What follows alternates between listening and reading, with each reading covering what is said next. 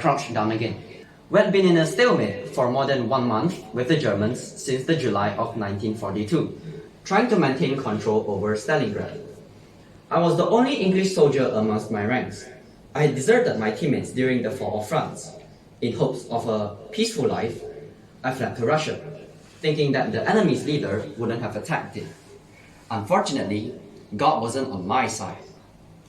The banker. So it actually starts with a normal, common robbery, and the banker acts like he's really innocent. Okay, spoilers ahead. The book club welcomes everybody who loves reading and also welcomes those who are allergic to reading as well. Because, well, if you hate reading, come to us, we have antibiotics for you. You will soon learn to love reading. After I joined the book club, I got to know like new stories and stuff, like for example this nasi lemak and sambal.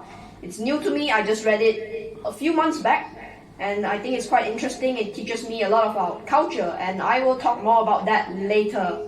So stay tuned! But before that, quick warning. This passage may be a bit difficult to read for some young readers. So be prepared. Ah, good one.